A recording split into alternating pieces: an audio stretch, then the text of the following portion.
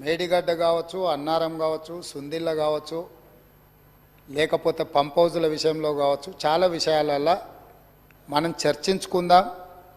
చూసి వచ్చి ఈ సభలో వాస్తవాల ప్రాతిపదికన చర్చ జరపాలి అని తమరి అనుమతితోటి మనం నిర్ణయం తీసుకున్నాం.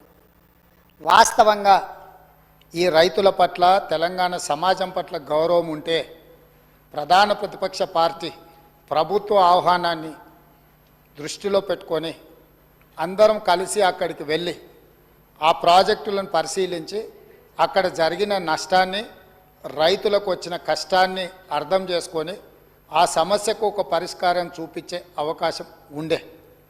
రాకపోను కొత్తగా వచ్చిన ప్రభుత్వమే ఏదో తప్పు చేసినట్టు, ఈ తప్పుకు కొత్తగా వచ్చిన వాళ్ళే బాధ్యత అయినట్టు, అదేవిధంగా పదే పదే భాష గురించి, మాటల గురించి మీరు ఇట్లా అంటుండ్రు, మీరు అట్లా అంటుండ్రు, మమ్మల్ని గౌరవిస్తలేరు అని ఏదైతే చర్చ జరుగుతుందో, మాజీ ముఖ్యమంత్రి గారు నిన్న నల్గొండ జిల్లాలో వాడిన భాష మీద చర్చ చేద్దామా అధ్యక్ష? ఏం బీకనిక పోయినరని అడుగుతాడా అధ్యక్ష? మాజీ ముఖ్యమంత్రిగా 10 ఏళ్ళు పనిచేసి, కేంద్ర మంత్రిగా పనిచేసి, రాష్ట్ర మంత్రిగా పనిచేసి, శాసనసభ్యుడిగా పనిచేసి, పార్లమెంటుగా పనిచేసి, గొప్పలు చెప్పుకొని జబ్బలు జరుచుకునే ఉద్యమకారుని అనేట ఆయన ప్రధాన ప్రతిపక్ష పార్టీ హోదాలో ఉండి ఒక రాష్ట్ర ముఖ్యమంత్రిని పట్టుకొని ఏం బీకనిక పోయినావు అని అడిగితే, రా ఇప్పటికే ప్రజల్ని ప్యాంటు ఊడబిక్కురు, ఉన్న అంగి చొక్కా కూడా ఊడబిక్తాం. ఇప్పటికే తెలంగాణ ప్రజలు మొన్న జరిగిన ఎన్నికలలో మీ పాయింట్ ఊడబిక్కిరు. ఇవాళ ఆ పాయింట్ ఊడబీకితే చెప్పుకునే దిక్కులేక బొక్కబోర్ల పడితే బొక్కలు ఇరిగినాయి మీకు. అయినా మీ బుద్ధి మారలేదు. ఒక ముఖ్యమంత్రిని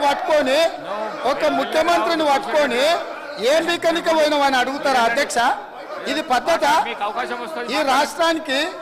ఈ రాష్ట్రం 4 కోట్ల ప్రజలు ఓట్లేసి గెలిపించిన ముఖ్యమంత్రిని పట్టుకొని ఏం బీకనిక పోయినామని అంటారా అధ్యక్ష? ఇదేనా తెలంగాణ సాంప్రదాయము?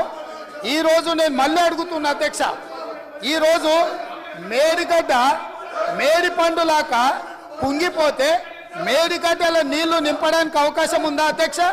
ఇవాళ మీరే సాగునీటి పారుదల శాఖ మంత్రులుగా పనిచేసారు కదా.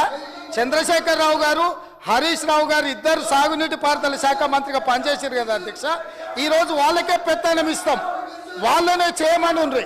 ఈరోజు ఏ రకంగా మేడిగడ్డలో నీళ్లు నింపుతారో, మేడిగడ్డ నుంచి నీళ్ళు ఎత్తి అన్నారంలో పోస్తారో, అన్నారంలో నుంచి సుందిలలో ఎట్లా పోస్తారో బాధ్యత వాళ్ళని తీసుకోమని ఉండ్రి అధ్యక్ష.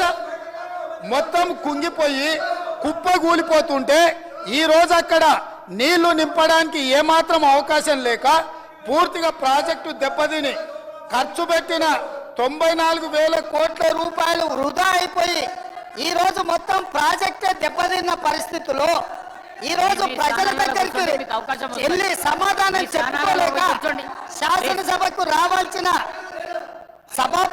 ఉపనాయకుడు ఇక్కడ సభలోకి రాకుండా పారిపోయి ఈరోజు చర్చ చేద్దామంటే రాకుండా ముఖ్యమంత్రి గారిని పట్టుకొని ఇట్లా మాట్లాడొచ్చా అధ్యక్ష?